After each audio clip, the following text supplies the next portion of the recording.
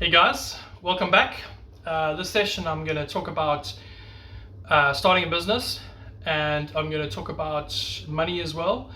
And I'm also going to talk about the do's and don'ts of starting a business, practicalities, just things I've learned over the last 20 years, or actually, to be fair, closer to 30 years now of, sadly, of the things that I've learned about business and things that work. And then just at the end, just a practical sort of setting up a business. This is specific to the UK though, so for those that are not in the UK, it's maybe not applicable, but there will be similar things in your country as well. So first I'm going to start and just teach you a little bit about money and the actual money and currency that we use in the world today, what it is, and just a brief overview of macroeconomics. I absolutely love macroeconomics. I find it fascinating. So I listen to a lot of stuff around macroeconomics. So first, I'm going to show you, and this is not trick questions, but it's different to what you think. So what is that?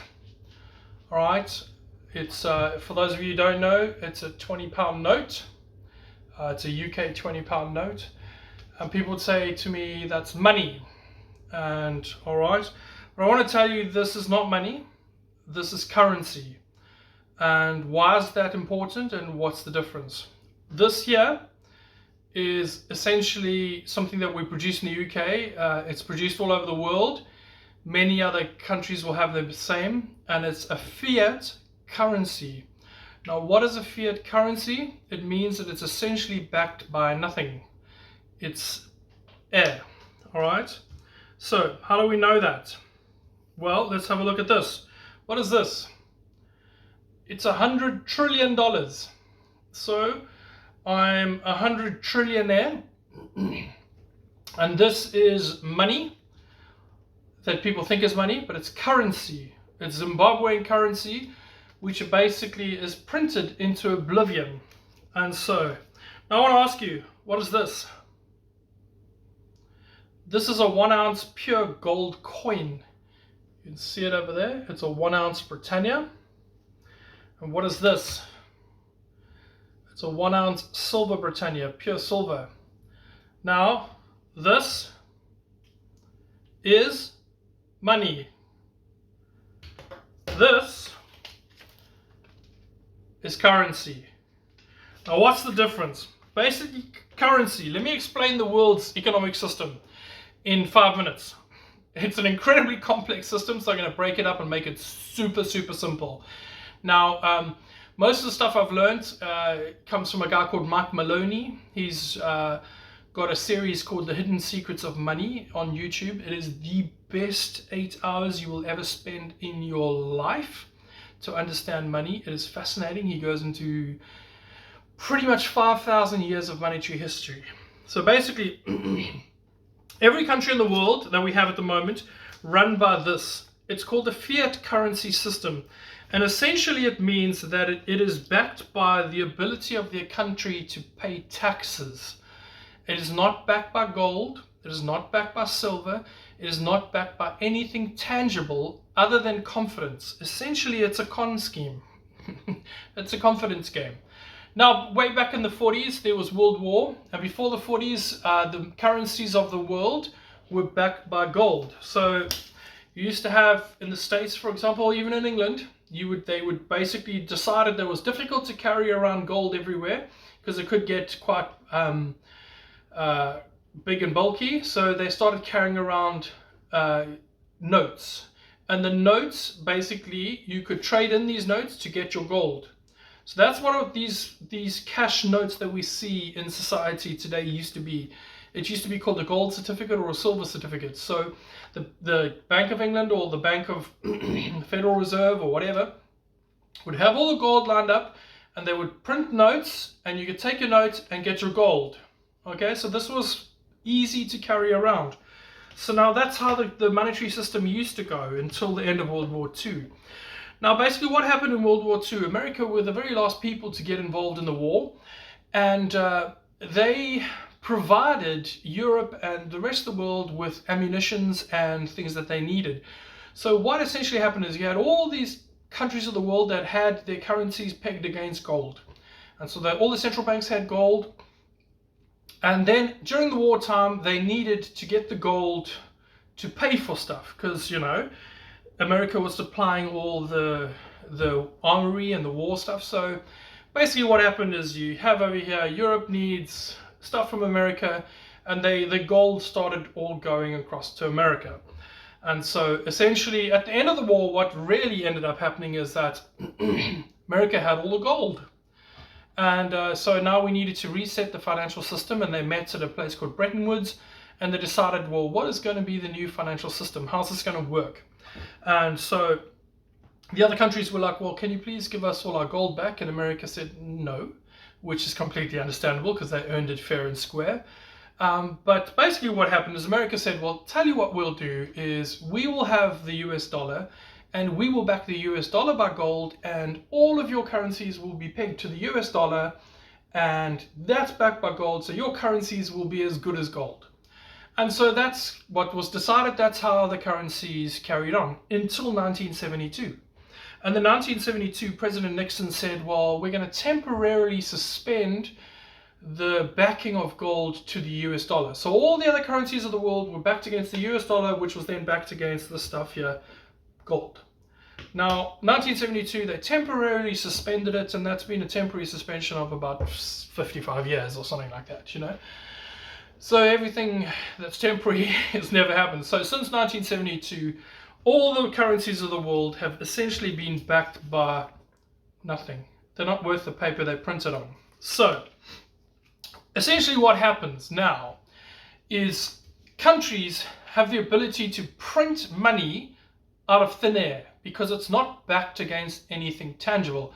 It's only backed against your ability to work, earn, produce, and pay taxes that will pay this back to them. So they print what's called government bonds. Now, a government bond is essentially the government borrowing money into the future.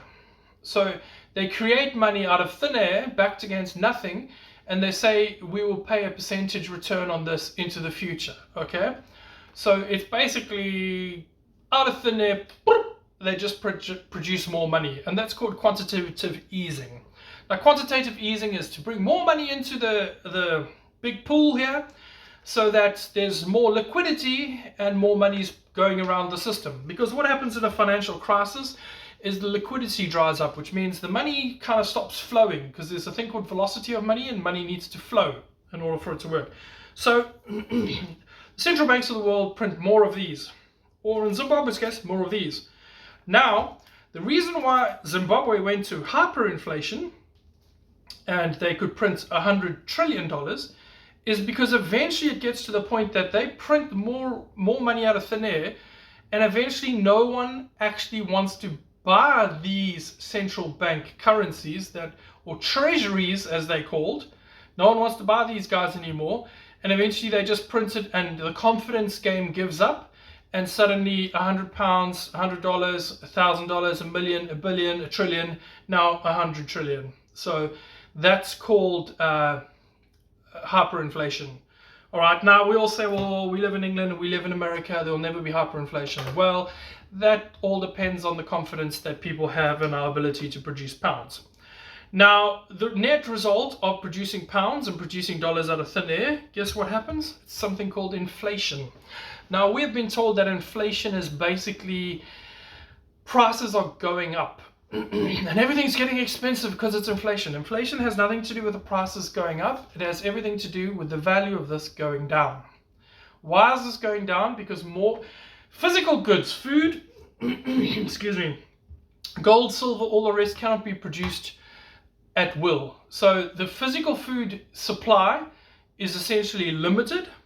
The gold supply is limited. The natural resources of the world are limited. The production of currency is unlimited, because they can produce and print as much as they like. It's literally keystrokes on the keyboard.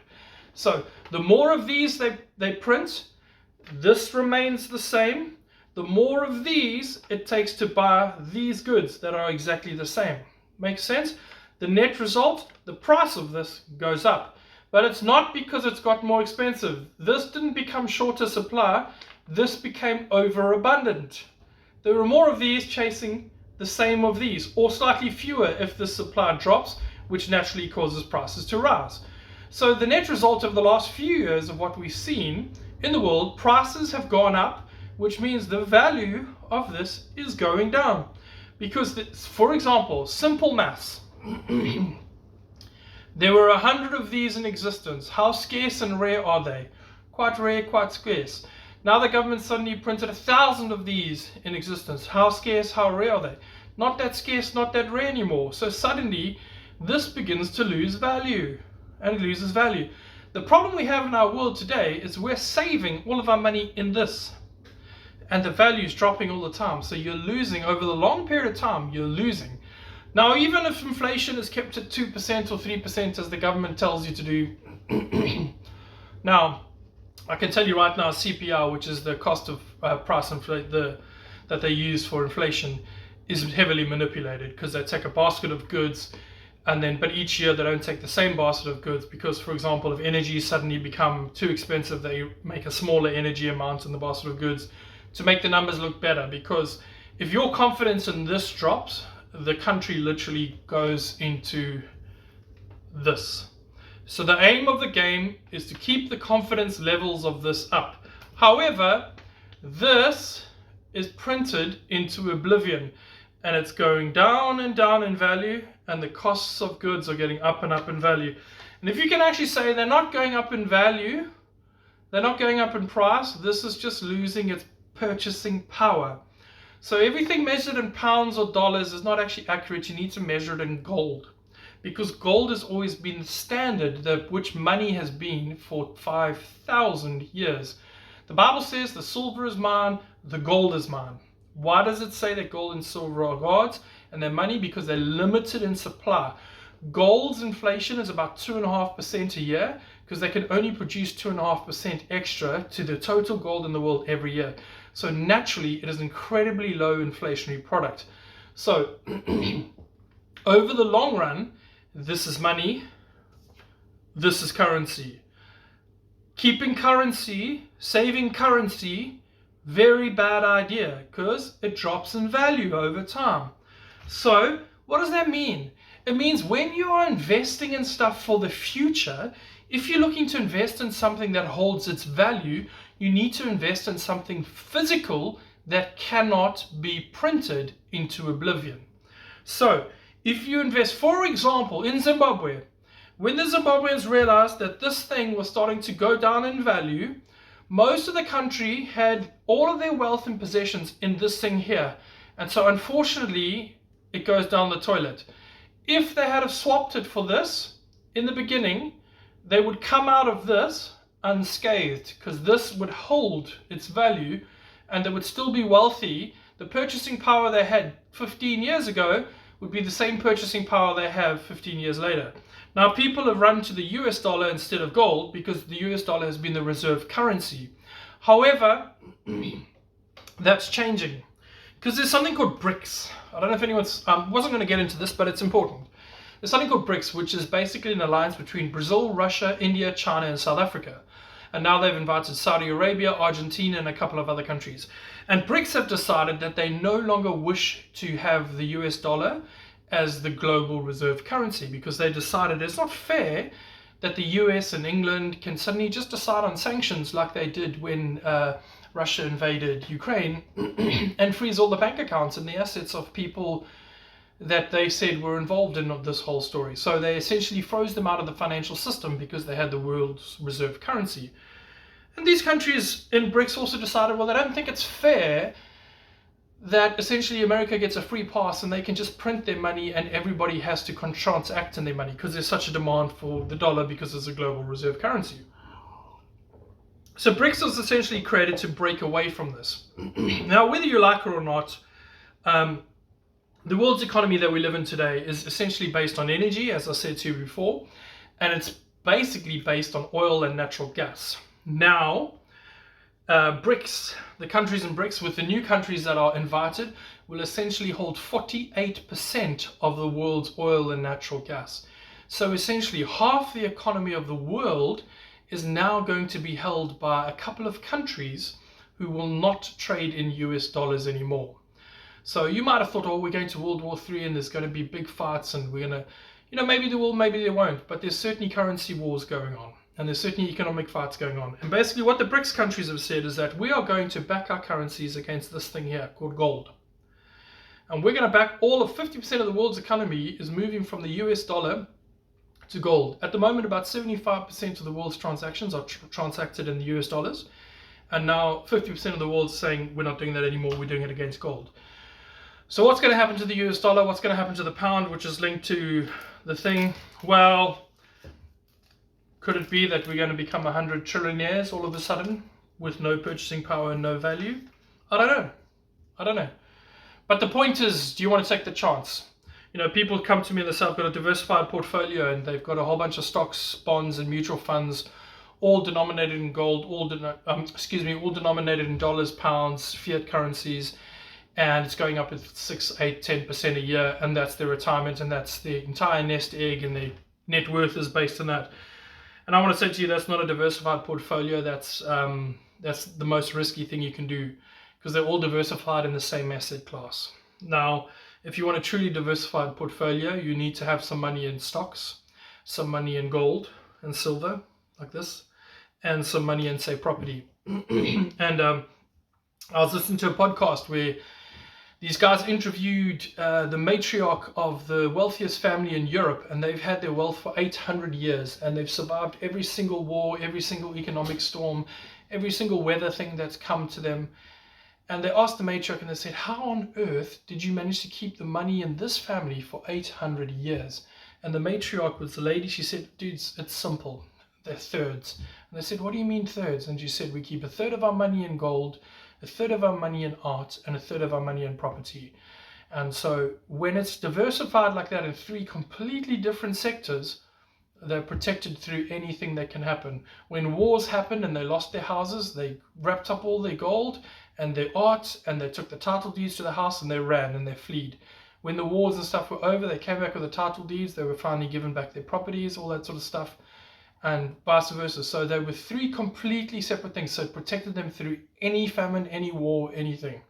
Now, I'm not saying to you to do anything, but I'm just telling you actually what's going on in the world. So if all of your wealth and everything is sitting in fiat currency of any sort, be it pounds, dollars, anything, it's a high risk. Now, let's go. We're going to go to talk to money now. According to Mike Maloney in The Hidden Secrets of Money, money must have the certain characteristics. Money must be a medium of exchange. So it stores a small amount of purchasing power in a small unit. So in other words, I can exchange this anywhere in the world. It's a medium of exchange. We can exchange with this stuff. Money must be a unit of account. So the same pound is worth the same value every time. £10 never becomes £20. Okay, so money must be a unit of account. You must be able to account for it. There's 5s, there's 10s, there's 20s. We all know $20 buys you $20 worth of stuff, okay? It needs to be a medium exchange. So I can take this $20 and I can buy something in exchange for it. And I've got a drink, $20, a lot of drinks, okay? It needs to be durable. Can be used over and over again without breaking. So this is quite durable. I can give it to you, you can give it to the taxi driver, it can go around thousands of times before it breaks. Even now it's like plastic and go through the washing. Okay, so it's durable, it must be divisible. So I can get change from this thing here. The 20, I give change, I give 10, 15 back, 15, 25. So it's divisible. It needs to be portable. I can take this around with me. I can put it in my wallet, take a whole bunch of these, and it's portable. It needs to be fungible, which means if I give you £10 and you give me £10, it's going to be worth the same. Your £10 is not more valuable than my £10. So it's interchangeable. And lastly, it needs to be a store of value. Now, this is why this is not money, this is currency, because this is not a store of value. This is a store of value. Gold and silver have kept its purchasing power for 5,000 years. Fiat currency, which is this, has a 100% failure rate. Every single fiat currency that has ever been produced or printed in the world has eventually gone to zero. It's only a matter of time. So this is not a store of value. That's why this is currency. This is what we transaction. This is what we pay taxes in. But the game is to get these, or physical assets of any sort. That's the game. Get the physical things that can't be produced into oblivion. Use your time, your effort to get this, to get this. Alright, that one's for free. That's a quick lesson in financial history. Okay, now let's talk about business. So what is business? Well, when you break down business is basically can be summed up to two things, and the only two things. You either provide a service or you provide a